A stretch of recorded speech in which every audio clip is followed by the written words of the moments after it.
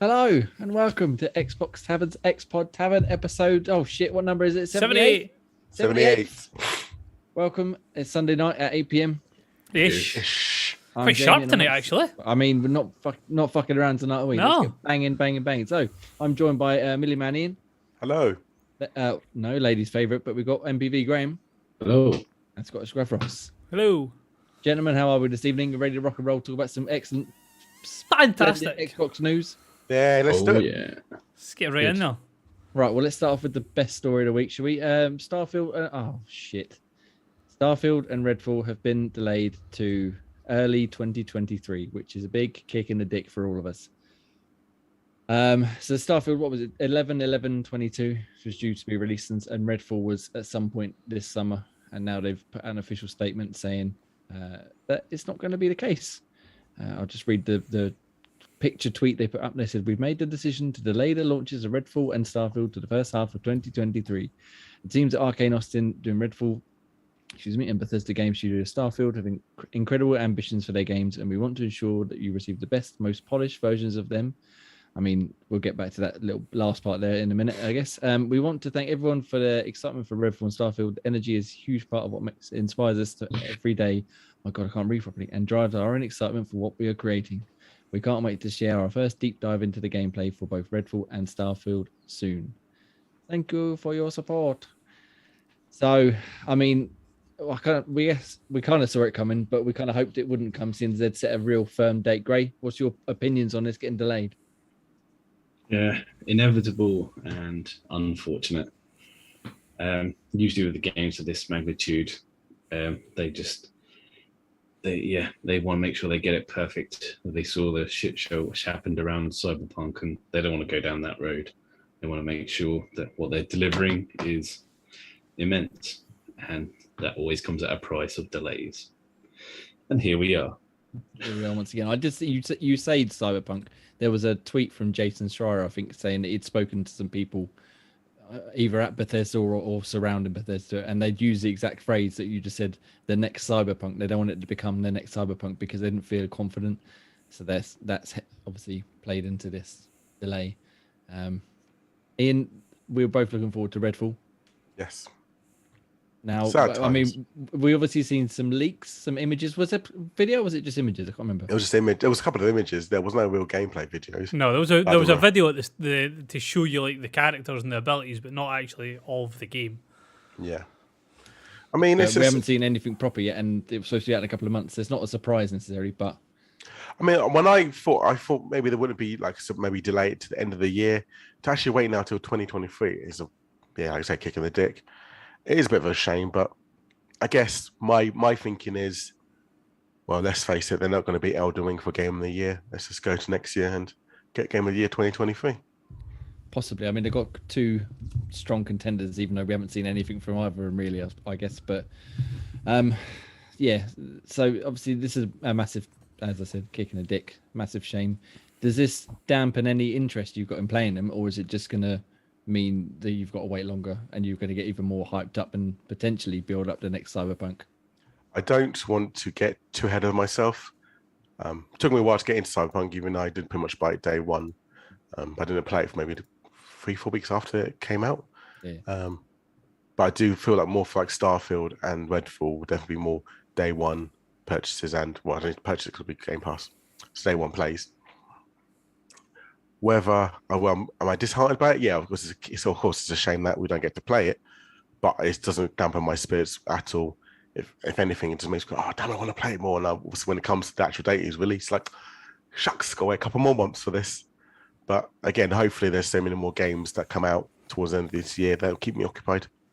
There's always a ton of games coming out constantly, especially onto Game Pass. Greg, does this deflate your excitement? I know you're interested in Starfield, maybe not Redfall so much.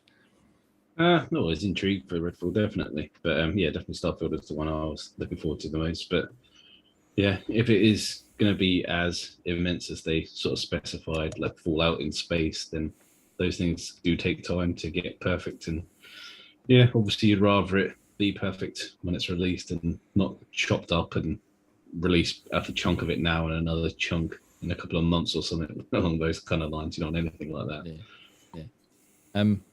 Ross, I'm not purposely ignoring you. I was going to get you back to you, I promise. Well, going off what Graham was saying there, and this part that I said we'll get back to, where they say we want to ensure you receive the best, most polished version of them. They've typically, well, let's say Skyrim, Fallout, etc., have not been the most polished games ever released not in the at launch. So do you think this is a sort of a renewed effort now? It's on Game Pass and the whole Xbox Bethesda thing. They're trying to make sure it comes out without characters' faces falling off or the world exploding for all this sort of shit that usually happens when they get the releases. I don't think it's anything to do with Skyrim and Fallout. I think they've seen the hype that was behind Cyberpunk and what everybody expected Cyberpunk to be, and they've seen how much of a shitstorm that was, and they want to cover their asses in every way, shape or form to make sure that they're not the new Cyberpunk. And I'll be honest, Cyberpunk came out, when was that? Cyberpunk came out 19, wasn't it? 19. So they've taken 19. They've taken 2-3 years to get that game perfect. Is that because, well, it's considerably better than what it was? Is that because obviously they released it and they've had to work on it while it was released? If it means Bethesda needs to take 6 extra months to get this nailed on, I'd much rather wait the 6 extra months and get a fully working. There's always going to be bugs in games that size. It doesn't matter which game you play, there's bugs. Whether it be Bethesda games, Borderlands games loaded with bugs, Cyberpunk, whatever. Any game that's on a massive scale, you're never going to iron out every kink. It's just going to be, that's how it's going to be. So if it can make it that it's a completely playable game and then the bugs are little quirks and they're just something that you can get along with, fantastic. I'd much rather wait than having to be like, this game's unplayable. I'd rather wait an extra 6 months till they patch it and then play it again like I did with Cyberpunk. Yeah, as both of you said, sorry, and that's the last thing they want to do. Release a huge game, get everyone excited, especially on Game Pass. It's the first real big tentpole release from this deal that they've got to going on, and then release it, and everyone's like, "Well, it's fucked, or it doesn't work, or this is broken, or I managed to glitch this, or I've got infinite currency, or I can fill my house with cheese wheels like in Skyrim," over and over again. So yeah, so fingers crossed this results in a much more polished game. As you said, it's going to be possible, I think, to stamp it out completely. But At least I'm just glad they didn't blame COVID. That's a positive. At least we're moving on from that. It's just they want to get the game better. We're going to do it. We're not going to release something shit. Not shit, but something that needs less than optimized, shall we say? Or make people work extra hours just to get that game done. Yeah. Phil Spencer went to the internet's favorite place, Twitter's, to respond to this, and he says these decisions are hard on teams making the games and our fans. While I fully support giving teams giving time to release these great games when they're ready, we hear the feedback. Delivering quality and consistency is expected, and we will continue to work better to meet those expectations. So I guess they're also sort of reeling a bit from Halo's launch as well, where they did obviously the multiplayer and the single player slightly staggered, and then everybody's up in arms with the season pass and some of the technical issues with the multiplayer, with like lag spikes and things dropping and all that, and they don't want another big tentpole thing, second year in a row where it comes out and all they've done is get shit on their front and center. So fingers crossed. I mean, as I said about Redfall, we haven't seen anything from it apart from that CG trailer officially. I'm hoping we see something next month at least. Yeah, was it the June 10th? Was it? I forget the date. May 15th, according to Dan. Yeah, May 15th. No, June 12th.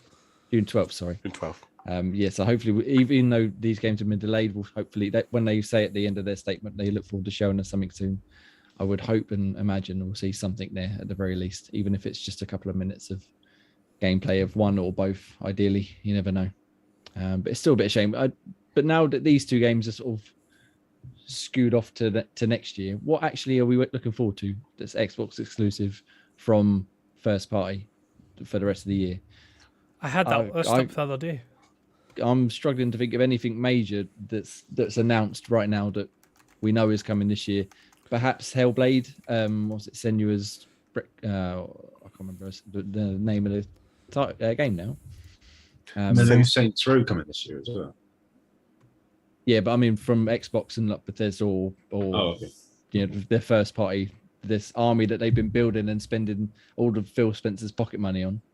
What are they actually going to bring us this year? As in just Xbox exclusive, I guess you want to say. Yeah. Oh, that's a good question. Yeah, because obviously Starfield and Redfall would have been two of the big tempo ones. And I know we're probably going to get the ports of Deathloop and Ghostwire Tokyo at some point. But that'll be announced next month, I imagine. Yeah. But yes, we're going to be a bit barren on the Xbox front, unfortunately. Obviously, that doesn't really matter because there's still fucking hundreds of games that come out every day to play.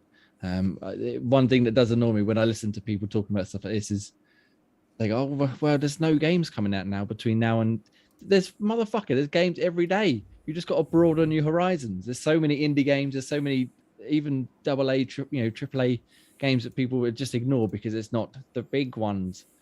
Play games. Just go out and check out all of the games. Yeah, the thing is, it's like people are like blown out of proportion. Yeah, it's shit. Nobody's denying that it's not fucking shit. But like I was having a look at like the games that are coming out this year. So I think it was like saying like Scorn, Warhammer 40,000 Dark Tide, that's coming out. They're both like Xbox console exclusives. They're saying like there's loads of third party games that are going to be going to Game Pass, like day and date. So there is still plenty of stuff coming out. But then like the flip side of it, somebody actually put out, it's Forbes, so should know better. Microsoft feels like it's back in the Xbox One era with its release landscape. Sorry, what? Yeah, I feel like that's a bit fucking bit far.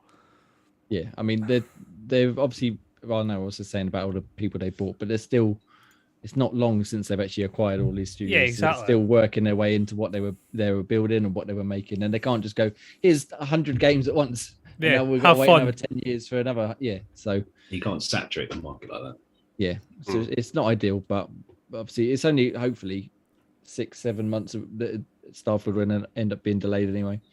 Maybe summertime. In the meantime, there's plenty of other games to play. But then they should drop like Redfall start of the year, and then bring Starfield middle of the year. And he did it again. Bring Starcraft out as well. I mean, if they want to bring Starcraft out, I ain't complaining. But yeah, that'd be how I would do it. We'll see what happens at the showcase 6 months. Hopefully, we'll get some actual gameplay, and then we might even get a bit more of an idea of a firmer, this spring or summer or what have you. Or they might just delay it to fucking 2030 at this rate. Why the hell not? It's already been 20 odd years. Why not? Let's just push it back even further. And speaking of wonderful news to keep everybody happy, Gotham Knights is coming out this year. Is that right? Yeah. Which it looks pretty interesting if you're into that sort of thing, I suppose, but not if you're on Xbox One or PlayStation 4, because those versions have been fucking taken around the back and old yellowed, absolutely fucking done in. So they were supposed to come out Xbox One, PS4, and next gen. Now it's just going to be next gen only. Ross, have you seen any reason for this? Because I must admit I didn't read this one ahead of time. I think it was just for the sort of straightforward reasons. They want to make it the best experience they can and focus on bringing it out on previous generation as taking resources away from basically the one that they want to be building on for the future. And it was like what we described back with Cyberpunk and things like that.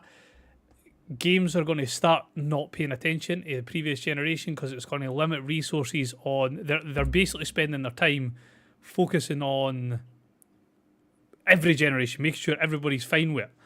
Whereas they should be focusing on the current generation. And I feel like more and more games going forward are going to have to take the plunge and go, sorry, last gen players, we're not factoring you into our decision making process. It's tricky. Ian, Gray, either of you interested in this game or about this news at all? Well, obviously it doesn't affect me. We jumped on the next gen train a long time ago. Yeah, exactly. To be honest, I'm surprised it's taken this long for some of the publishers to start doing this and sort of killing off the old gen stuff. I'm hoping this will make a cascade, they're the first ones to go, we're fucking doing this, and then hopefully more companies follow suit and say, we want a game to be the best we can. Buy the new version. People are going to buy. Oh, I got a PS4. I only got a PS4. Well, fine. I'll go to next gen. You want to play it? You have to get down with the program. They're a bit more accessible now, so there really is no kind of excuse. No, exactly. Yeah, and he's just worried that they're just capping the next gen games just to make them playable on the older gen, and so they're not being pushed to their full potential because of it. Yeah. I think that's one of the things a lot of people have been saying. Some, even like Halo, for example, it looks lovely on the Series X. It looks decent on the Xbox One, but it could have been pushed so much further with ray. I mean, it doesn't have ray tracing. It doesn't have all that sort of fancy next gen stuff. Whereas if it was next gen only, you know they would have shoved it in there and made it look lovely, even more. Wouldn't surprise me if they make a new version of Halo just for the ray tracing elements. Yeah, the Cortana edition. Right. The green edition. I'm not surprised, and I reckon it's a start of things to come with publishers starting to do this now more often. Yeah, because what's it been? 2 years since the console's been out? Well, it'll be 2 years the end of this year. 2 years end of this year, yeah. Yeah, so we got to start getting some exclusive game for machines at some point soon. But still, I suppose if you are stuck on last gen and you were looking forward to it, you've got 6 months to figure it out and find a new console. I mean, the thing is, and this is going to sound completely entitled, but you trade in a Series X, or you trade in a One X, right? You get £100 back, roughly thereabouts. Somebody double check that. More or less, yeah. Right. A Series X, or Series S, is what, 249? 49. If you do dodgy shit like I do, 200. Yeah, you've got your fucking rewards points you can use to spend on it. I mean, rewards points, CD keys. If you go straight from Microsoft, it sounds like I'm being entitleistic there and saying, "Oh, £250, that's not a lot of money. Everybody should be able to afford that." It's not. But when you consider consoles in the past, £500-600 to play the next gen experience, it's fucking crazy how cheap that console is. Ridiculous. And it's a decent little machine. I mean, it shows its it tries to punch above its weight on a few games I've played on it, but for the most part, it does fucking perfectly. Yeah, I mean, if you then fire a year's worth of Game Pass on that, what's a year's worth of Game Pass? £100? Yeah, about the engage discount, online 99. Yeah, so 349 for a year's worth of gaming and the console. Boom. Sorted. Game Pass. Best deal in gaming. Yeah. Best deal. It's just... Yes, get best deal in gaming. That's right there. Unbelievable. Yeah, so it's a shame. I mean, they had announced it to come out last year on all the consoles, and now they've delayed it and they've cancelled last gen consoles. So I can understand some people being a bit pissed with that, but at the same time, like you said, it had to happen at some point. They've given them plenty of warning, so it's not the. It's got to happen now. We can't keep focusing so much on old gen. If you want to make better games, if people want games to look better and play better, then you've got to go, okay, we've got to get rid of these older versions, unfortunately. Otherwise, making old gen games, really. It is the circle of life continued. I mean, by the time they start doing it, we'll end up with the next bloody consoles and the circle will continue again. Anyway, let's get a bit more. Let's get out of the way. Sure. Ian, do you need a toilet or do you want a nap or anything for a minute? Oh, yeah, good point. Where's my pillow?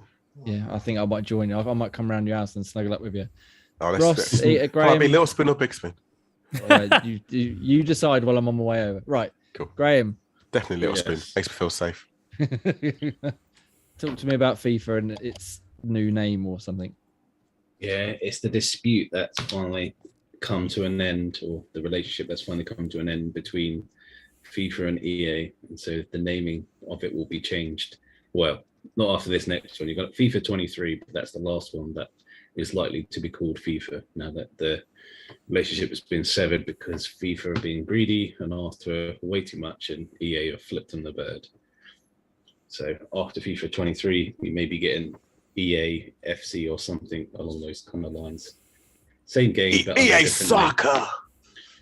And so people are now just talking what bits are going to be taken away because of this whole sort of separation, whether it's internationals are gone, certain naming rights might go with it, but or whether a lot of it will just stay the same. It's just the name of the game that's going to go. If that still, players won't really care too much. The name's just a name. Just a shame that it's been FIFA since like 92, 93, and now, as of 20 years later, it's not going to be there anymore. I was reading a column by Nathan Brown the other day, and he was talking about this. and he was saying back in the day, obviously FIFA had the names, the teams, the players, etc., etc. But the game wasn't that good compared to PES. A lot of people preferred PES, and now it's sort of swung the other way. PES has shit the bed. FIFA's got all the good names, and now they're going to get rid of the names, and hopefully their gameplay can hold players.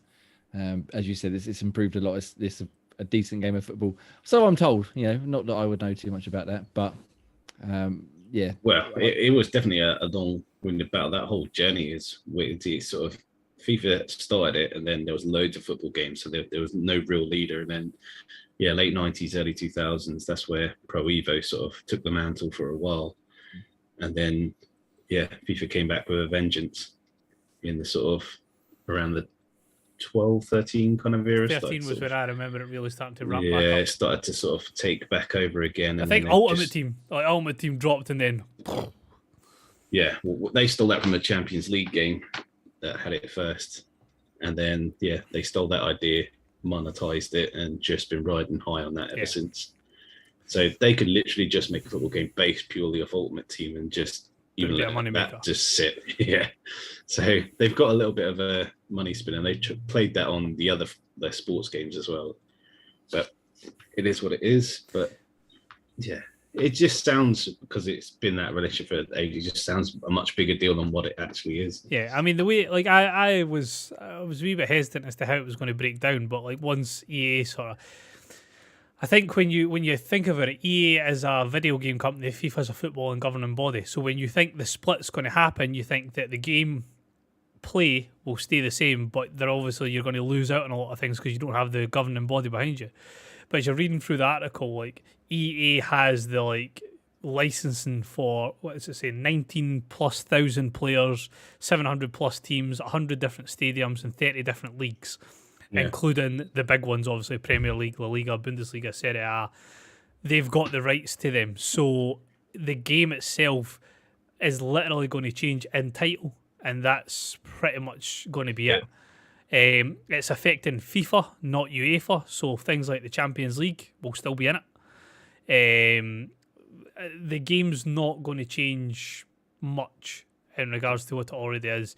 The big companies behind it, like Nike and that, have already came out and supported EAFC, so all it's going to do is it's going to drop the confines of what FIFA have put in place and then make it a bit more... I don't know how they'll change it drastically, but... Well, they're in trouble now that they've lost their main competitor because Pro Evo just microwaved his shit and called it eFootball and whatever that was. Yeah, that was it. That was an abomination of a football game.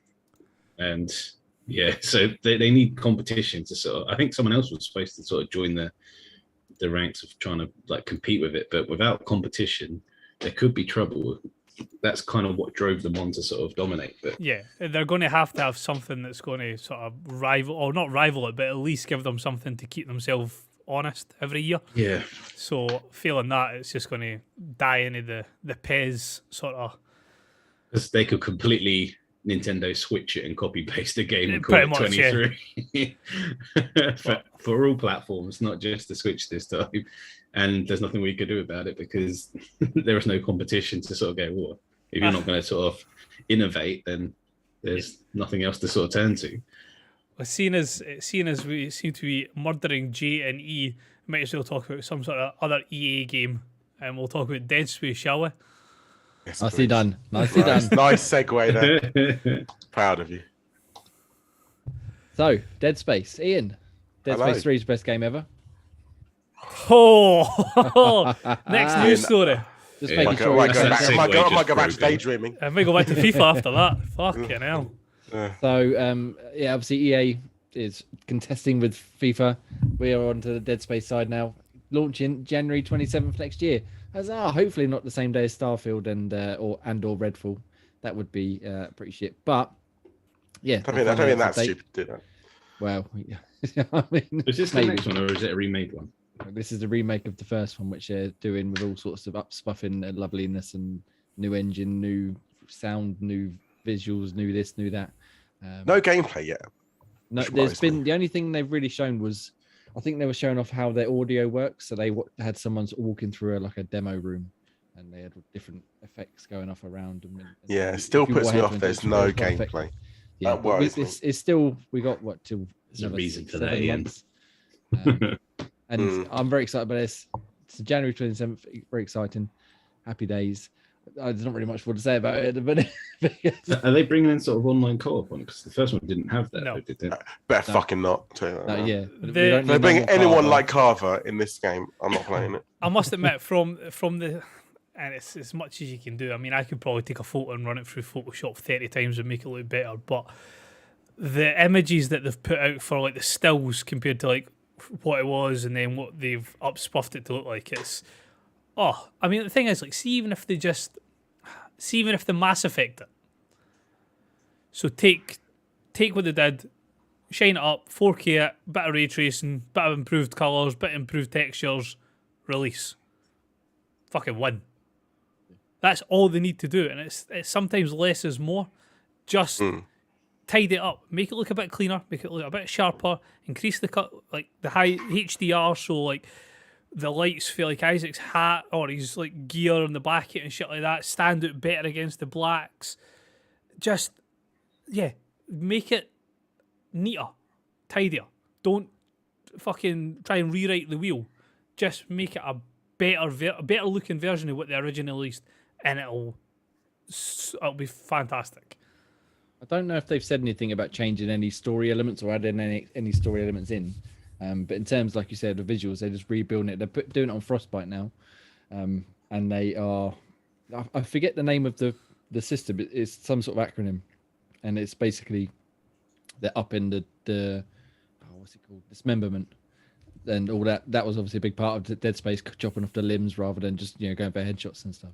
And they're up in that to be even more visually grotesque and graphic and horrible and lovely, as well as, like I said, audio and ray tracing and HDR and all etc, all the good stuff. And like you said, Ross, those stills they've shown look fucking incredible. So hopefully they can keep that train rolling, and we can get scared shitless by probably what is one of the best horror games I think I've ever played.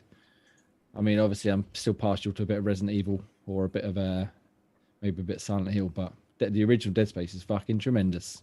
I'm not going to say top Silent Hill, but it was fucking awesome. What was the ship called? The Ishimura? Ishimura, Yeah. Alien's Isolation is fantastic as well. Alien Isolation is awesome as well. What I need to loved get to. about it as well is, like you say, it's that dismemberment aspect of it. Like, you shoot it in the face, it still keeps running towards you, and you like shoot it again, it still keeps running towards you, and you have to like pick it off limb by limb. Oh, it was just take the legs off and it just start crawling. Crawling towards you. so Fuck fucking off. amazing. Did you ever play it, Grav? I forget. Yeah, no, I did. I mean, that part of with the gun was pretty awesome, sort of severing the legs and sort of it coming towards you. But I can't even remember how far I got. I think I completely damned it and got like a sort of about a quarter of the way in, and then didn't go back to it. I think because the gun started getting a bit shit after a while, and then eventually you power it up later and it becomes a bit better. But I got to the point where I got crap, and then I started to struggle a bit with the other crappy guns. Yeah. There's lots of upgrades and stuff you can do. And one thing that I did enjoy, I'm not usually like a big one for story and stuff in these sort of games. I just like the action, or like the horror or the suspense and stuff. But they released like a preview webcomic type thing for the original. I think it's 5 episodes, and they're only a few minutes long each. It's basically like a motion comic, not an actually animated thing. It's like still images with ever so slight movement, and they were fucking brilliant. The story in them was excellent leading into the game, and then the story throughout the game I thought was excellent. And then there's other, all the sequels and spin-offs and I forget what the movie was called. It was like an animated one. Yep, the animated one was awesome. That was Extraction? fucking... No, it's not. No, that was a wee one. But either way, that was fucking awesome as well, which I think retold the first game. Yeah, it did. Was that not have the cover art, like the hand? Yeah, like the hand floating in space. Yeah. So yeah, the story in Dead Space is fuck. I mean, don't. I'm gonna damn it because I can't remember specifics right now, but I just remember really enjoying it when I was playing through it. So yeah, I'm looking forward to playing this again and seeing if they do add anything like that, but mainly for just the shits and giggles of chopping enemies up. I like you say, it's a fucking scary ass game. Just need to put big pipe pants on. Oh yeah, it's fucking. It's like, yeah, they do atmospheric horror so well in that game, because you are genuinely hesitant about going around any corner. And they play with it really well. Where obviously you go, oh, something's going to jump out here, and it doesn't jump out, and you walk back and forth a few times, and then it jumps out. It's like, oh, you fucking can't caught me right off guard. But that sounds like a game that Ian wouldn't play. Yeah, I'm very scared of it at the moment now, but I'll be fine. I think you can play the first 3 on backwards compatibility, and I think they were all given away with Games with Gold, or at the very least they're in EA Play, so you can check them all out should you wish to play them. Don't play 3 though; it's fucking shit. Don't anyway ruin it for yourself. Just play the first 2 and then pretend it stopped there for now. I suppose that'll do for the news, wouldn't it? Unless we want to talk about Sega. No, better not. We'll be going fucking hours otherwise. Right, gentlemen, we can talk about that next week if it's quiet. If you made this far, you're a hero. We love you. Thank you very much for listening to Xbox Tavern's Xpod Tavern episode 78, which we record every Sunday at 8 p.m. Ish. Over on youtube.com/Xbox Tavern Official, which is where we are right now. If you're watching along live, hi, how are you? Hope you're having a lovely evening watching us waffle on about video games. You can also see various videos that Dan and Ross and some of the other guys put up there most days. You can go to xboxtavern.com to find all our written stuff. We've got a fair few reviews that have gone up this weekend and are going up over the course of the next couple of days from Graham, myself, Ross, a few other team members. And go over there, check it out. Twitter at xboxtavern.com, Facebook, Discord, TikTok, all the sort of social stuff. What's something on the website? Yeah. Don't... So yeah, go check it out on the socials. That'd be lovely. We put up a request for an answer for a question of the week, which we're going to be talking about in a little bit. So head over. We'll put this week's one up there during the show. So if you're listening later on, scroll back through the feed. There's not too much to scroll back through, I promise. Mostly pictures of Dan, but once you get past them, you'll find the question in question. And also, I need to shout out Patreon superstar Beth for supporting us. We have a Patreon at patreon.com/Xbox Tavern. She is supporting us at the superstar tier, which is fantastic. Thank you very much, Beth. Once again, we love you, Beth. Thank you. Much appreciated. And if you'd like to be like Beth, and everybody, of course, wants to be like Beth, you can head over there. Chuck us a buck, 5, 10, 15, or your life savings, whatever works. Yeah, whatever whatever works easy. for you. And you can, should you want to support us in other ways, financially, which is always my favorite part of reading this because I love asking people for money. You can buy merch. We have a merch store. Two merch stores, one coming this week. Oh, see, 2 at the minute. It's currently on Spring, formerly Teespring. Yep. With the link which is down below. I'm not reading all of that out, so go check it out. There's lots of various items of clothing and bits and pieces you can find on there. And then watch out on the Twitters. I imagine Ross will share the news once he's sorted out the news store. I don't like plugging myself too much, so I think that's about it. Let's move on, shall we? Away here. Well, I mean, that's why we've got to move on. So I don't know why that snow globe was perilously close. Oh, you noticed my snow globe. Talk about that in a minute. Right, gentlemen, let's get on to the aforementioned question of the week. Last week, we decided that we would go back through the Xbox years and pick our game of the year per year. So we're skipping 2001 because technically for us it wasn't released yet, and we're going straight to 2002. So out of all of the games that released on Xbox in 2002, what is each of our game of the year? I'm going to go with Graham first because me and Ian seem to pick the same answers. Good choice, Ian. Yes, I've seen that. Yes. So the game I picked was not a game that's obviously tore it up that year, but it was a game that I really enjoyed and played through all the way to the end with my wife. Actually, it was the Baldur's Gate Dark Alliance. So I was a fan of the Baldur's Gate games back from the old kind of like PC overhead isometric kind of games. And so the lore around that is massive. I don't even pretend to know all about the things around Baldur's Gate and how it sort of stemmed from there. But this one was kind of hack and slash, as you'd expect, but it kind of done it in a way that it didn't overcomplicate things. It wasn't sort of overload of skills. It was just you kind of had to work together to sort of take on the enemies, upgrade your gear as you kind of travel through, smashing things up, getting new loot, selling it, just keeping yourself upgrading and stuff. And it was just one of those sort of chilled hack and slash games that, yeah, really sort of didn't overcomplicate things and ticked all the boxes of what you want from those kind of games. Didn't get too boring. Yeah. And I think it was a second one as well. played both of those with the wife, but yeah, really good game. I absolutely enjoyed playing that one. Was it just 2-player, or did it just you? It was two. You could play it by yourself, but you can play 2-player. But yeah, absolutely loved that one. It was great fun. Nice, cool. Thank you very much. So Baldur's Gate Baldur's Gate Dark Baldur's Alliance. Gate Dark Alliance, yeah. So, yes. That might have actually been the second one. Now that I think about it. Well, hopefully, did that get a remake or It did recently. I was tempted, but it was a ridiculous amount of money for a remake of a game. It was like 50 quid or something. It ended up happening. Yeah. Well, maybe one day might enter Game Pass. Is that Blizzard? No, It was. It was part of it. Yeah. Yeah. Blizzard. Yeah. So we could end up seeing as it's come with obviously Blizzard, Activision, Microsoft, Fusion Fingers. Maybe one day get added to Game Pass, and you can relive your youth.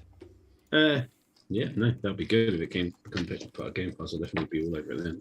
Wasn't there a more recent Baldur's Gate? That's what he was talking about, the remake version of it. Yeah, that's what I was thinking. Yeah. Cool.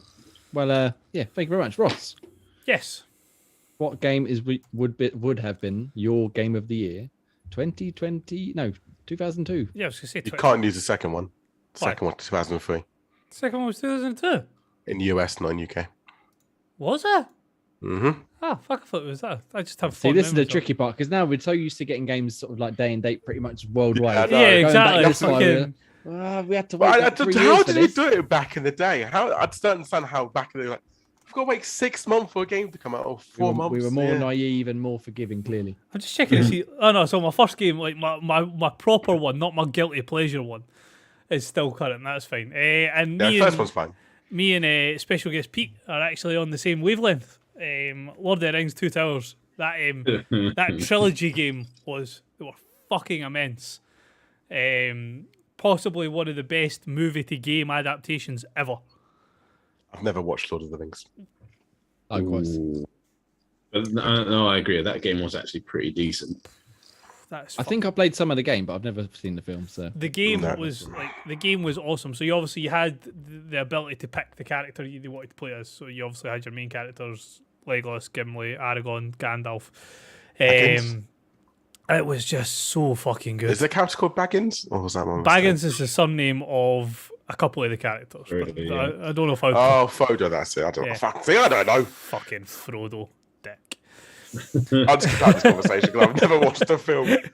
Is there someone called Lego as well? Something? Legolas. Legolas, You, of course, yeah. you remember Lego. I was going to say, was there a Of Lego? course I do. So was there a Man, Lego Lord of the Lego, Rings game? Lego something.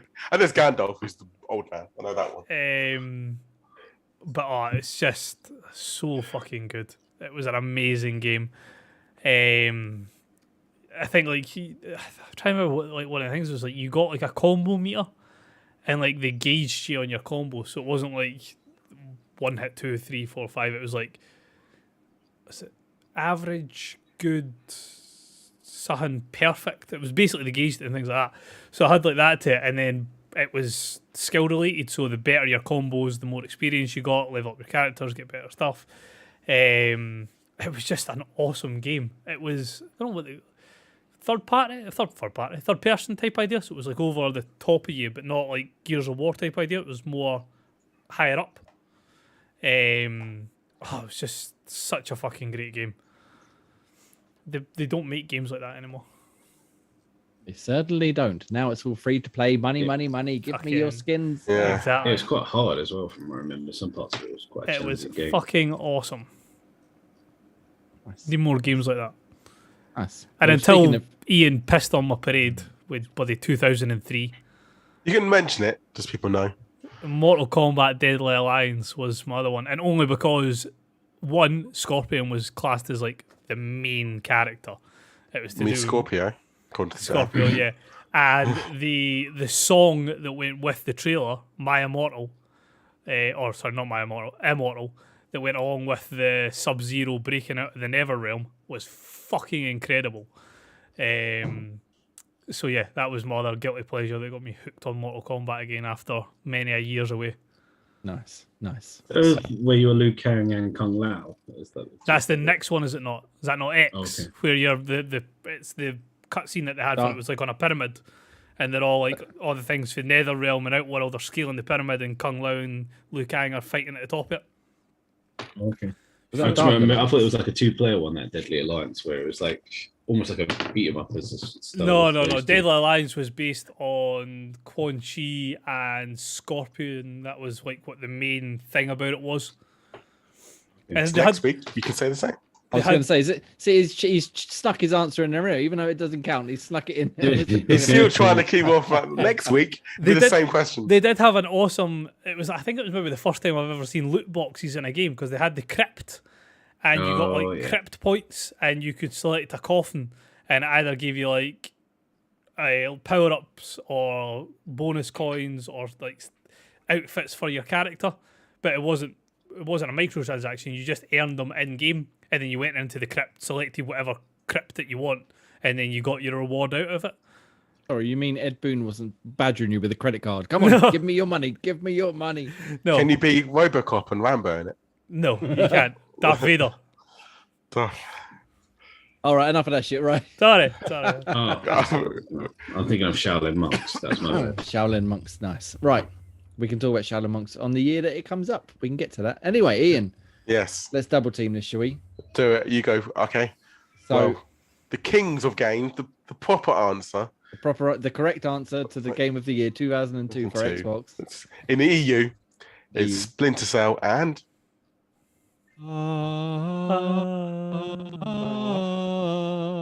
Halo. Halo. Halo. Not Beyonce's Halo. Yes. So obviously Halo. We don't talk about Halo because everyone knows about Halo. It's amazing, incredible. We talk about our LAN parties quickly though. What Yes, great times we had definitely. there.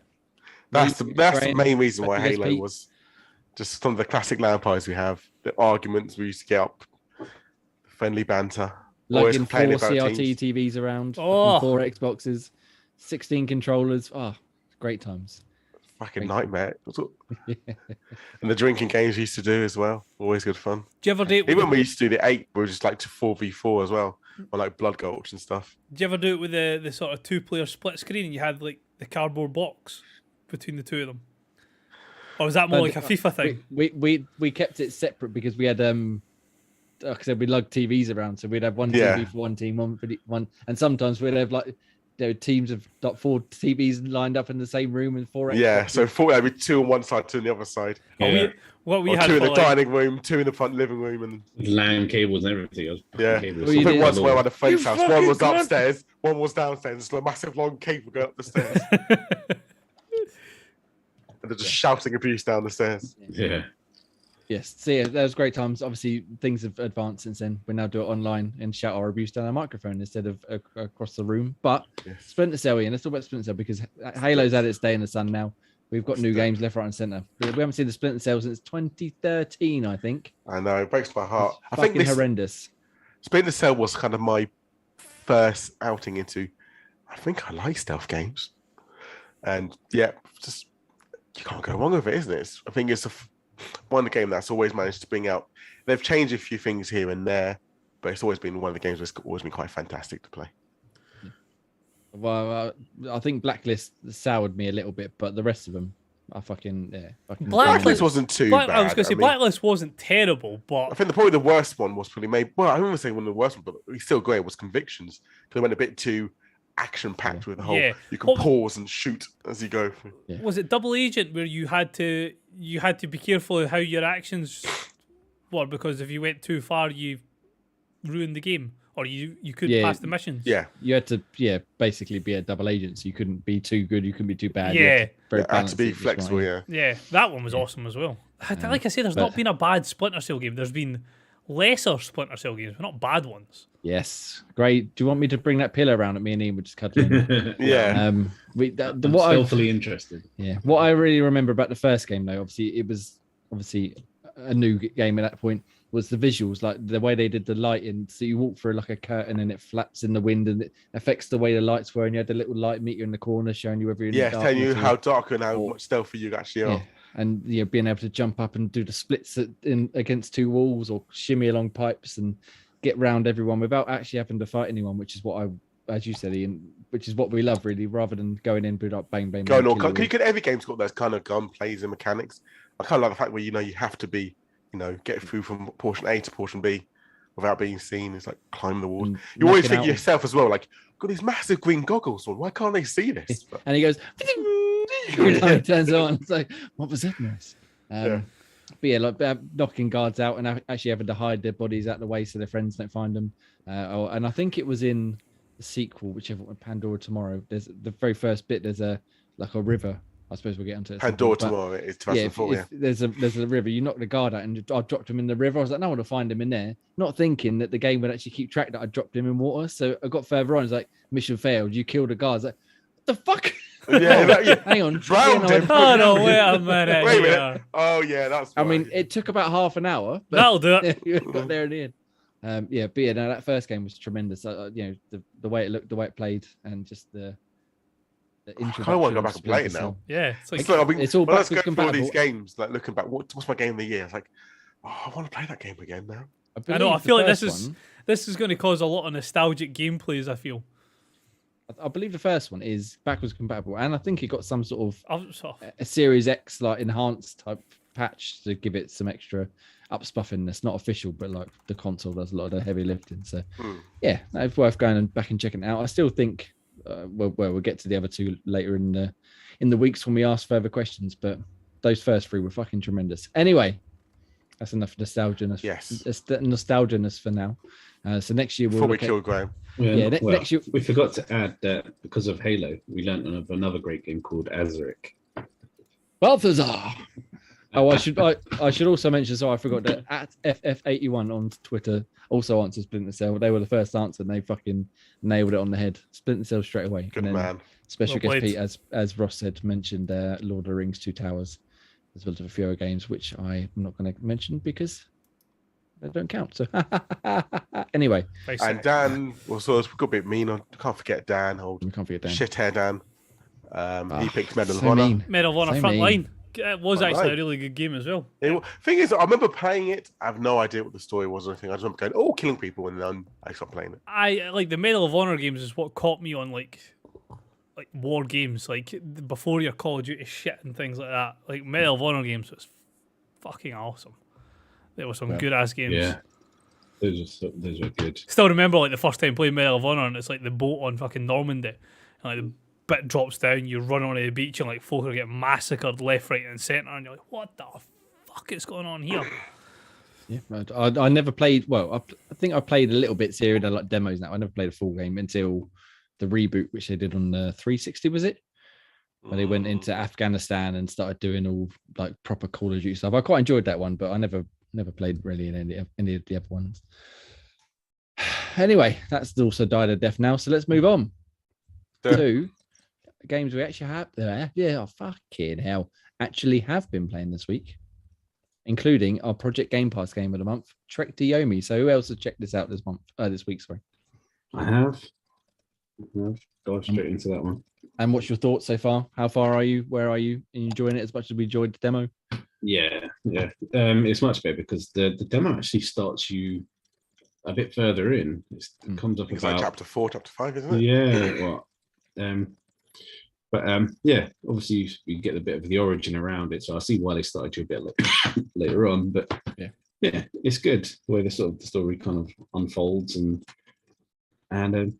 different kind of styles you learn as you learn more combos, and it's just the fact that it forces you to fiddle around to try and sort of find secret routes to sort of find all the upgrades and collectibles, etc.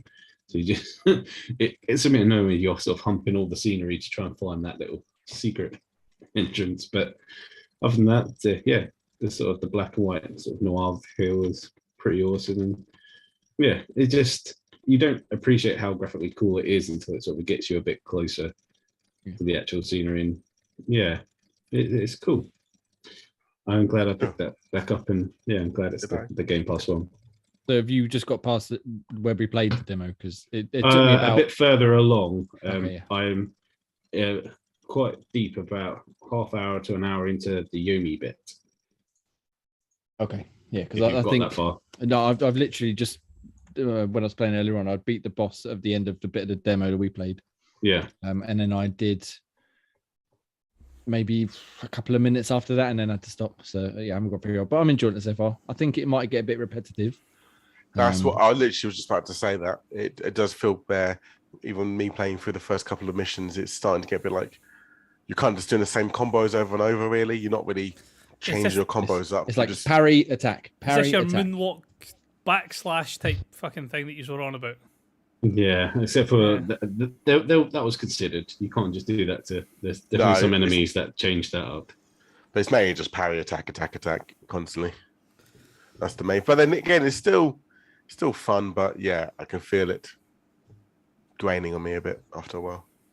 Yeah, I think I played it earlier on for just about an hour, and by the time I'd finished and had to stop to put the kids to bed, and that I was like, yeah, that's enough for today. I can come back to this. Yeah, I don't think it's a game you can play in a long stretch because it can get a bit samey. Yeah. Have you tried it at all yet, Russell? Not yet. No, what we'll discuss for my games of the week has taken me off on some weird, bizarre tangents this week, so I haven't had a chance to jump into it yet. Well, on that tangent itself, tell us. Let's segue to it. Let's segue into it. Yes, I have been dragged into the rabbit hole that is the Stanley Parable. Excuse me, you need to refer to it from now on as Xbox Tavern's 10 out of 10 Stanley Parable, please. Thank you. This game is like, holy crap! Like, Brilliant.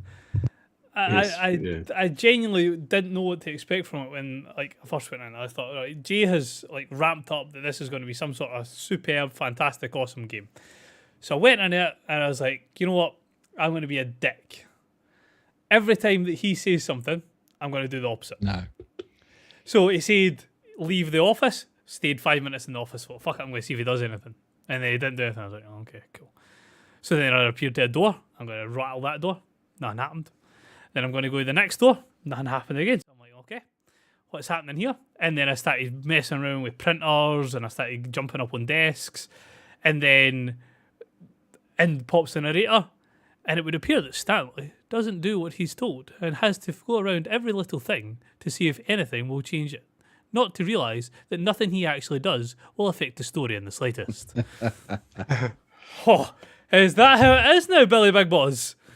So I was like, every time that he gave me a command, I was like, no, I'm not doing it. I'm doing the opposite. You always try to fight it, don't you? Yeah, every time that I got the option to do something different, I would go and do it.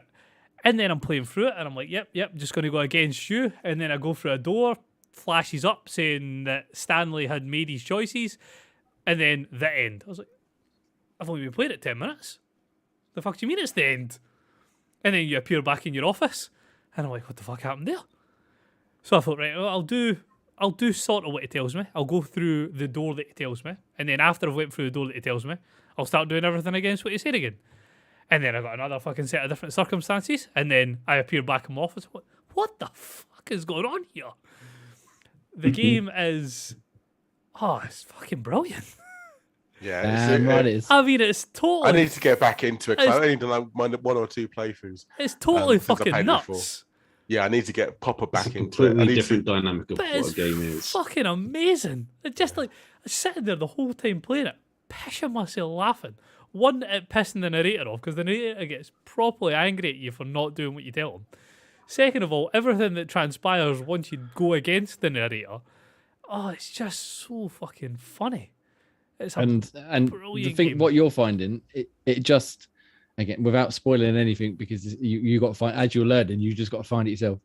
It just goes and goes and goes. So no matter how many times you restart, it always goes, oh, well, here's something different, and now here's this different, and you can do this different, or this, or that, or let's fucking spin the whole thing round and just fucking make you wish you'd never even started. I was like, oh, that's amazing.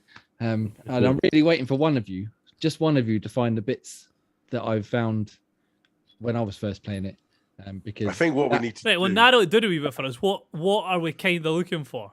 Well, I believe it's part of. Well, no, I don't believe it is part of the new content. So it's part of the ultra deluxe stuff they've added. That's all I'll say. But I think what we need to do is absolutely pissing myself without doing much. Like, say, if people seem to be interested in it, we need to do kind of a spoiler cast on it, so we can actually talk a bit more about it. Because actually, I'm not fully into it, so I don't really want to. I have the ability to send Jay a direct message. I'm about to do so. Cool. I look forward to this. But yeah, no, it's fucking brilliant. So I think we all need to play it, and then as you said, if people are up for it, and if people want to hear it, let's do a spoiler cast to talk about where we got to, because inevitably, no matter how many times we play it, we'll all end up Everyone's with gonna some have different thing, yeah. routes or different. I mean, we'll all have, of course, seen some of the same endings, but yeah, we'll all end up in different places, no It's doubt. just It's fucking brilliant, and I'm very glad that you started playing it. Well, I'm not that it's a spoiler. We see if we got to the bit where I said about the jumping. yes, I that's what I'm saying. I have done that part, and I still didn't get the fucking achievement.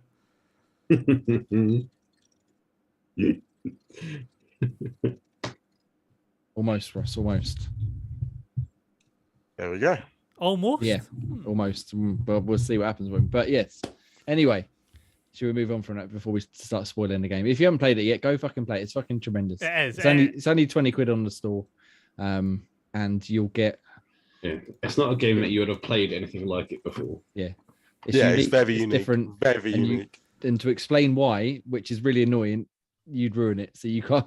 You just have to experience it. It's amazing. It's one of the best experiences I've ever had in video games by far. Yeah, cool. Thank you, Ross.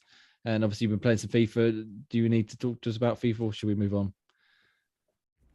Ultimate Team, heavy grinding, loads of shit they need to worry about that is boring to people. But yeah, Ultimate Team. Good. Ultimate Team, football team, EA Sports FC for 24. Do you reckon they're going to keep their numbers, or just going to call it 20? EA Sports FC 1, 2, 3, 4, 5, 6. I don't know. I think they maybe need to differentiate. You've got to somehow. keep the year. You've got to keep the year, though, surely. Yeah. Then again, Madden did Madden 25 randomly like a couple of years ago. For their It's quite what anniversary, they're gonna yes. They're going to be fucked in a couple of years. Yeah, probably EAFC. 24. Maybe even change it with that. EAFC 1. Restart, yeah. Yeah, fuck it. Just go right back to the original. AFC 2. Yeah. 2F, 2C. Oh, I don't know. Something like that. Oh, right. Let's move on from that fucking shocking dad joke. Right, Graham, Yes. talk to me about what you've been playing. Well, I've already covered one with Trek to Yomi. And the other one I've been playing is getting back onto Yakuza Rise of the Dragon. I've wanted to sort of step back into that bit, and yeah, I've got to a bit where you can change your jobs around a little bit, and yeah, it's just keeps getting more and more mental as time goes on. So start off with sort of using a giant baseball bat, and then it goes into a love shop, and then you fight with a giant massage toy, as you say, is your main weapon. Okay. And then as you change literal jobs, because your guys are kind of like searching, they look for jobs to get money to sort of fund their kind of adventure as such. So they go and try all different jobs, and depending on what job you actually got is what kind of weaponry you use. So one of them's like being a trained musician, so his main weapon is now a guitar, and the other guy's a clown or something. He's got a giant hammer, and the lady's doing part-time singing, so she's got like a microphone that she kind of hits people with. It's just so the game just gets so kind of bizarre, but it kind of plays similar to how like the Final Fantasy 13 kind of played in the way the battle is. So it's like still turn-based kind of things, but it's kind of interactive turn-based. But yeah, I'm just enjoying the kind of wacky stories to it. It just keeps getting weirder and weirder. It does seem over the top. So do you think all of the Yakuza games is, but this one's it's so different from the OG ones in that the story is just completely separate, but it's got the exact same elements and the exact same wackiness in its storyline. It's just it's funny. Do you think this is going to end up being one of your favorites out of the ones you played so far, or? Yeah, it's definitely up there because they sort of rewrote exactly how the gameplay should be. They kept a lot of the traveling bit the same, but the combat, where they've mixed up the combat a little bit, it's kind of given it kind of a bit of refreshment of the kind of the series. Otherwise, it can get a bit samey. Yeah. But the fact that they kept such a zaniness in the missions and stuff, that's always been the best bit about Yakuza. There's so many left field missions that it's like so mental. Nice. Well, so you're getting into it. Do you reckon you're approaching like the halfway point, or are you just storming on through? I think so. I think I'm definitely at the halfway point bit for now. But yeah, it's because you keep distracting yourself. This game's like a massive. I told you when I played the Lost Judgment one, which is kind of a side spin-off of it. They should just call the game instead of Yakuza this procrastination. Yeah. Just all the time. You're not doing the main mission. You're always doing something else. Fair enough. Good. Nice. Well, good game. It is. And I'm gonna barge in very quickly because we also played another game together, Graham, this week. Yes, we did. I didn't know if you wanted to mention that on here, but we can. Yeah, we'll have a quick chat. Yeah, you play a game together. It is coming. It is coming to game Xbox, I should say, and hopefully in a few weeks. They haven't given us a firm date yet, but that is, as you might be able to tell by my on-brand hat, T-shirt, and snow globe. Yes, all the loot he got from it. We were here forever. Yes. So they were very kind to send us a little me, a little press pack which had the accompanying items and some stickers and bits and pieces in, as well as a couple of copies of the game. So me and Graham were playing on PC, and I fucking enjoyed it. I thought it was brilliant. I must admit, I was very tired, especially towards the end. I imagine you probably noticed because well, that's because I was pretty much led that last one. That last one, I just could not fucking focus on it at all. But thankfully, the third or the second to last bit that we did was just me guiding you nightmare style through the thank fuck for that, because I couldn't even see the screen. I was so tired. I was like rolling over. This ends so we can go to bed. But no, fucking tremendous. So we talked about it a couple of weeks ago. It's like co-op puzzle games where each of you has got your own sort of area, and you can't see what that person's got and they can't see what you got, and you've both got to work together and try and solve puzzles. So I forget what was the first bit we had. It was like there were symbols on a wall, wasn't there? Yeah. And you had some symbols and a lock, and I had some symbols and a lock, and we had to describe it to each other and then get the symbols in the order to open the door, etc., etc. And then it just went fucking batshit from there. I think we played for about 4 hours, was it? Yeah, that was good. Yeah. And we got up to the part that we played at EGX. Yeah, not EGX, sorry, at WASD. Literally only just got to the place we got to at WASD. Yeah. And then was like, no, I'm not doing this again. I'm too tired. But it's all right. I carried you through it mainly. Well, we'll try that again when it comes to Xbox, and I'll play with you. But yeah, no, I really enjoyed it. I thought it was fucking brilliant. The way they've done the puzzles and stuff this time, I think is more.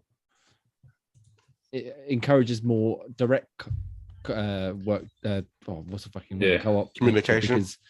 Because I mean, obviously, I'm doing a very good job communicating that there. Because there was quite a few areas where we were literally together, weren't we?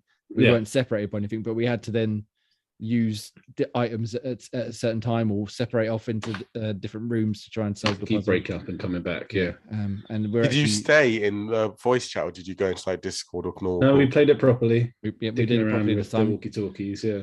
Using the walkie-talkies. There was one puzzle where we had to start up an engine, wasn't it? And we were trying to figure it out because the instructions were cycling through on the wall. And it took us a few attempts because one of us would get the right bit, and then the next bit fuck up, and then we do the next bit and fuck up the first bit. And it took us a few attempts, but I loved it. I was having a great time.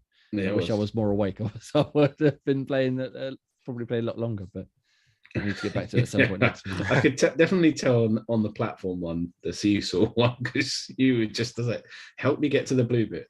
Yeah. I was doing, Jay? I can't see my son. I need you to help me. I was already tired. Like I said when we started, I don't know why. I guess I'm getting old. I was already absolutely shattered before we started. By the time we got to midnight, I was like, I can't even see the screen anymore. This isn't working. We have to stop now. But yeah, like I said, it's coming to Xbox at some point in the next few weeks. So when it does, we'll play it properly again and review it on the site. What I'd love to see is Ross and Dan play it with the proper communication method. And God, I feel sorry. I'm not sure to feel sorry for more. What are you trying to say?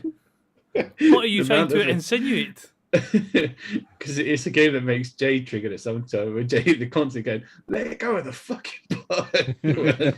Yeah, because again, if you haven't played it, the idea of in-game communication is you've got a walkie-talkie, and on PC you click the right mouse and then you can talk, but when you do that, the other person can't talk back to you. So you then have to let go of the walkie-talkie so they can reply. But the amount of times that we were both pressing the button and trying to talk at the same time, and so we couldn't neither of us could hear each other. I mean, the thing is, but it shows a little light on the walkie-talkie that When the other they're person's trying to talking. talk. And so I'm trying to talk, and Graham, the light's constantly on, and Martin's like, Graham, let go of the fucking button so I can talk to you. You gotta let go. you know, the thing is, It's what I kept saying to James when I'm doing. It's like, James, just say over when you're done. yeah, you like have like basic walkie-talkie etiquette. But the problem is with that is Dan would forget the button he was meant to be pressing. You'd think he would be pressing like an action button and be holding the fucking walkie-talkie the full time. Just be breathing heavily at you. Yeah, exactly. I mean, there is that as well. The amount of time, I think we both did it quite a lot, where we'd be talking and it's like, oh shit, I forgot to press the button again. Yeah, forget to press the button. I was like, he's not responding to me. And there was one point where you disappeared and didn't even tell me you went for a piss. I think you must have forgot to tell me on the walkie-talkie you went for a piss. I was like, are you ever fallen asleep? What have you done? Yeah, I went for a piss. I got a drink. I was doing all sorts. I told you to go for a piss. It was like, you didn't tell me. I love it. I really enjoyed it. So next weekend, great. Obviously, I can't play it while I'm away at work because I can't Yeah. take always laptop. But next weekend, if we're free, I want to get back into it a bit more. Yeah, absolutely. And I didn't notice until we got the Steam copy. It also supports crossplay. So I think it's the first time for the Yeah, game. no, you did tell me that on there. Yes, yeah, but that's the first time. I mean, informing the audience, Graham. Yeah, so we can play with once if we get some Xbox codes or if some people buy it, we can team up and do that. Like Ian said, like challenge, race through a puzzle or two. But yeah. Well, we're going to get stuck on that projector one because we don't even know how we solved that one. Then. No, it ended up being a bit of blind luck, but we got there in the end. There we go. So definitely look out for it. If you haven't played them before, I think we said before as well, the first one was giving away games with gold. So you probably got it in your library somewhere. Go check it out. And there was two others. We were here together, and we were here. Fuck, what's it called? Now? No, we were here. We were here together. We were here in something, and then we were here forever. Two together. Oh, two. Yes, that's it. Yeah, thank you. Go check them out, and we should talk about that more next week when we play some more, hopefully. Yeah. And the only other game I'm playing this week, which is pretty much taking up all my time apart from playing We Were Here, is Life is Strange. I see your true colors. I knew he'd do me a solid there. So this came to Game Pass a couple of weeks ago. I really loved the Life is Strange games. I've not played the second season, but the original one Before the Storm I thought were fucking excellent. And this one is fucking tremendous. I really enjoyed it. I couldn't stop playing it. It follows the story of Alex Chen, and I think her and her brother got separated due to parents dying and running away and stuff like that. So they've been in the homelessness system for children, etc., etc. And they finally get orphanages and care homes and all this sort of stuff. And they eventually get reunited in this town called Haven, which is kind of like I forget the exact place in America, but it's like in a mountain range. It's a really lovely little idyllic town, all bright colours and fittingly for the name, lovely colours and really nice little small town atmosphere. And she gets there, she meets her brother, she meets all the people around, and then obviously tragedy befalls, something goes wrong, and she has to help solve the mystery using her power, which in this game is the ability to read people's emotions. So if someone's incredibly angry, they glow red, or if they're sad, they glow purple, blue for depressed, etc., etc. And if she sees that, then she can interact with them, read their mind almost, and try and help them through this issue.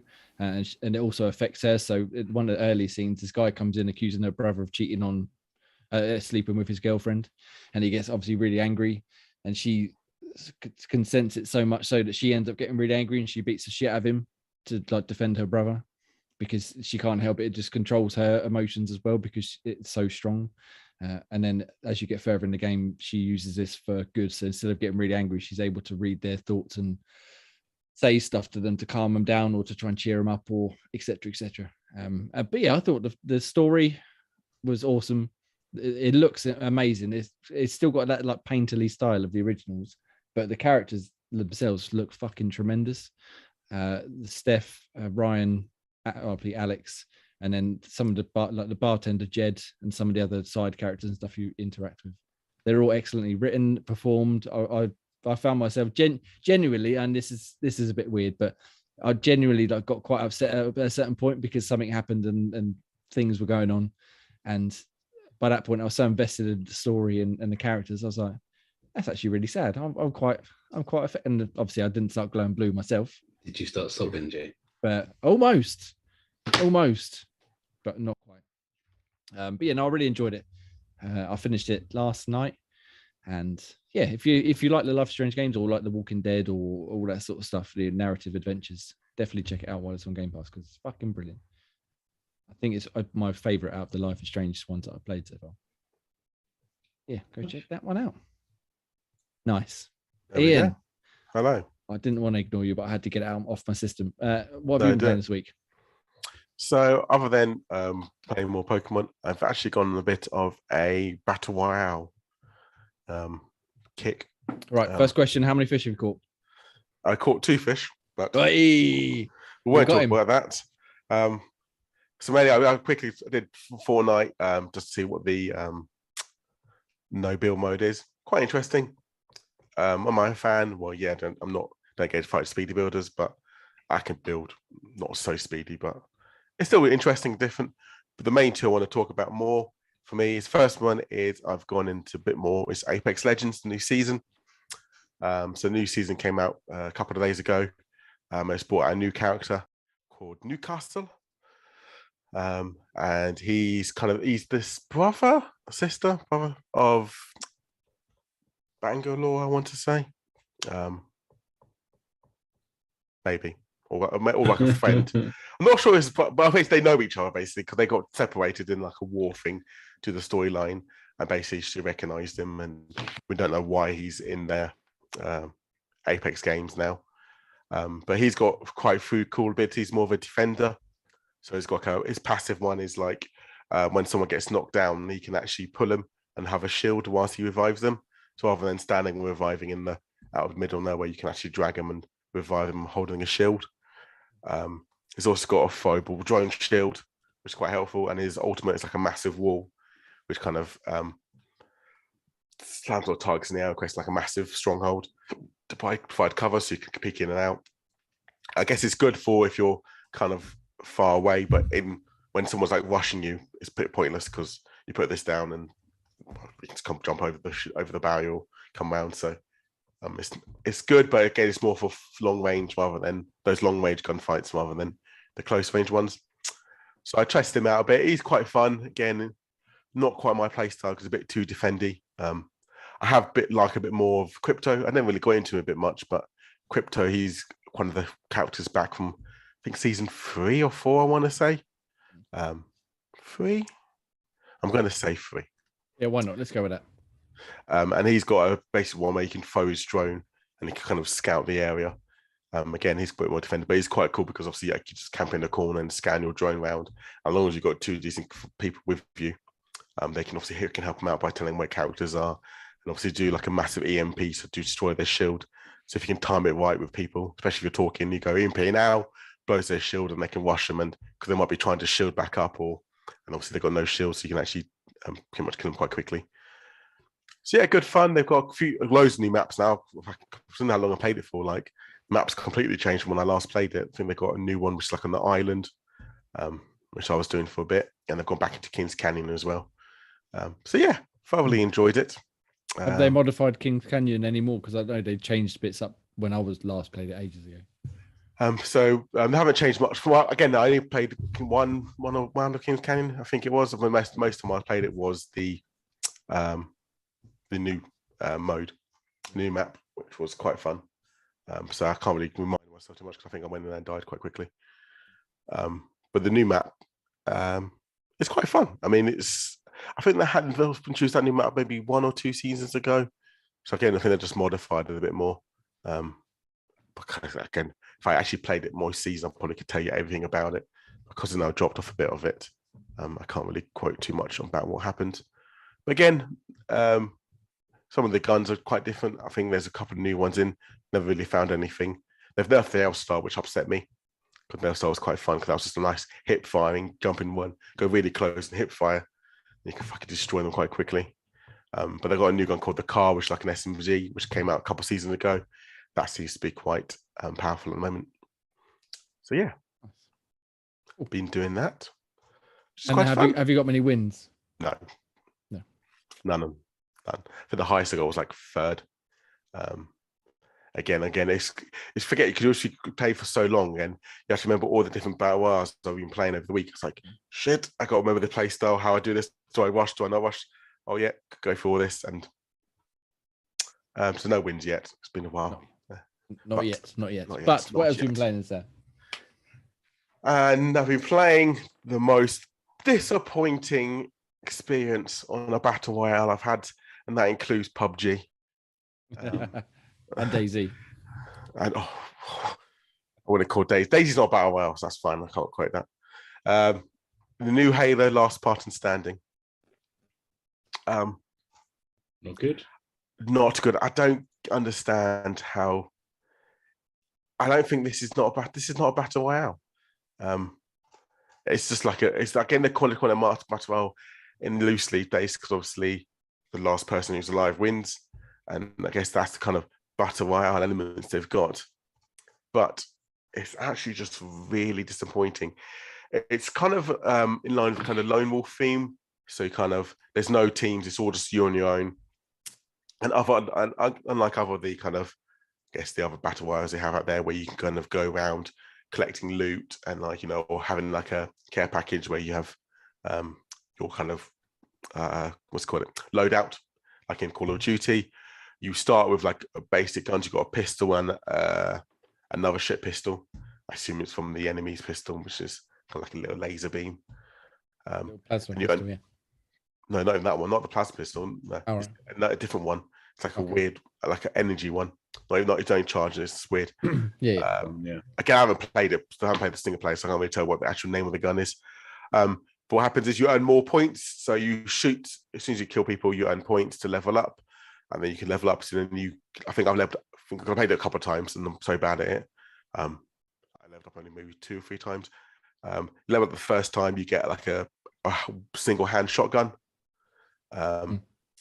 And then if you level up, and then you kill more people, and you level up again. And then I had the actual battle rifle, which then also that's when I started doing all right in it. And then you keep earning points towards that. And time you level up, you get more better guns. You can keep leveling up. You can also level up by. So I forgot to say before is everyone has 5 lives, and there's 12 people in the map. And then every time you kill someone, that's how you get your points to level up. So kills or assists work for leveling up. I think the way it works is the more damage you do on a person, you actually get the kill. It happened before where I killed quite a lot of shooting loads of guys down, and then he said he killed me, but then he got killed straight away, and I got the points for the kill. So I imagine that's how it works. The most person does the most damage wins. I got from the grave, even though I just shot him a couple of times and died, and he died like 2 or 3 seconds after me. So I imagine that's how it works. And then 5 lives, and after 5 lives you die, and that's it, you're out of the game. So I guess you could be quite aggressive for maybe the first 3 deaths, and then the last 2 kind of go into kind of campy mode and hope for the best. And after you die 5 times, you're out of the game, and then your orb goes on the floor, and then someone can pick you up for more points to level up. So again, anyone can go around and pick up the orbs. So as long as say you die and kill the person across the map, someone who's near that dead body can go and pick up the orb. But it takes a couple of seconds to charge up, and then obviously you can get killed, so you are leaving yourself vulnerable. And then slowly the map does shrink. But it takes fucking ages for the map to shrink. I think most time I was playing, the map didn't really shrink at all. By the time that everyone's dead, the map's quite fucking massive. Less people are camping, but the games I was playing, no one was camping at all. Everyone's been quite aggressive. But yeah, it doesn't feel like Battle Royale at all. I don't know why the only reason they call it Battle Royale is to try and get on the hype train. Well, I think most of the people calling it Battle Royale are the people playing it. It's not officially called. This is our Battle Royale. This is more the people playing it and being like, well, it's kind of like a Battle Royale. Yeah, but yeah, I think I thought when they're going to do Battle Royale, I thought we have a massive map, picking up guns, going around, killing and stuff, maybe some drop ships and stuff. We can pick up like a warthog and go fucking tearing across the map, a bit like Fortnite, that kind of, or Call of Duty aspect. But no, it's a fucking tiny little map, 12 of you, 5 lives, last one live. I think the who was it? Certain Affinity are supposed to be working on that style Battle Royale, huge map, etc., etc. But yeah, like you, I didn't enjoy this mode at all. I played it a couple of times. I did fucking dreadfully because when I play Halo, I've got a couple of guns I like, and the rest of them I don't really touch. And because you're forced to use all the other ones, Yeah. I'm just cack with them. So I don't even Exactly, think I yes, leveled yeah. up enough to get the next gun before I got all my 5 lives wiped out. And again, it'd be fun, I think, with the group of us, like where we're having a laugh and mucking around. But trying to play with a bunch of randoms, I just went back to play King of the Hill and stuff like that. Yeah, that's what I did. I went back to playing normal modes and because I just couldn't. I played a couple of times. This is not fun at all. I'm not enjoying myself, and that's the thing. You want when you play a game. I've done enough shit gaming doing my competition. I want to have some fun with some games I play now, and yeah, I just didn't enjoy it. So after maybe I think I gave it like 5 rounds. I think in the end, I think the highest I got was 3rd, and I think most of that time was because I lost 4 dives quite quickly and just camped most of it. Like really high up, and no one came. If someone else came in, I kind of went a bit aggressive, and they ran off and didn't come back to me until the one guy who obviously got pro skills destroyed me with his what's the other one? Not the battle rifle, the one that can zoom in. Assault rifle. rifle. Not assault rifle. Is this battle rifle? Assault The rifle. battle rifle's the one. Battle rifle. Battle you rifle could zoom counts, in on. man. Okay, one of them. I don't know which one it is, but yeah, maybe the battle rifle. I'm thinking of assault rifle. He came in aggressive and just destroyed me with fucking sticky grenades and all that shit. And then he just ran off and won. It's like, okay, fair enough. I've never really enjoyed the lone wolf style of Halo either. I've always preferred the team stuff, which I think doesn't help with this mode because, as you say, like you kill someone and then someone instantly comes to kills you, and then someone instantly comes to kill, and it's just a game of who's gonna get the last laugh, basically. That's it. It's about camping, but then you can't camp because you've got shit guns. So there's no point. So it's basically you hear a gunfight, you go and attack that gunfight, and then hopefully you get a kill or 2 so you can level up. And that's mainly what I was doing when I had my one good game. Was basically I just kept jumping into third-party battles, and it doesn't really feel that great because you kill someone who's got no health whatsoever, and it's like okay, and then you get killed straight away as well. Yeah. Well, maybe we'll play some actual Halo this week, some team-based stuff. Definite. That would be nice because I do like a bit of team. I do hear there's a rumor about Tuesday night. Tuesday. Yes, we should. I'm in a hotel. Maybe we can't. Oh yeah. Oh, we need to talk about that. Anyway, right. We didn't talk about that. Thank you very much, Ian. So yes, fun Apex, but didn't win. Terrible versions with Halo. But I won in Fortnite, so yeah. He won and he caught 2 fish. So I mean, win-win all round. And it wasn't a bot lobby because I got proof. Anyway, that's the games we've been playing this week. Hopefully, you guys out there has been playing some good games as well, and not getting fucking shafted in Halo or whatever else you've been playing.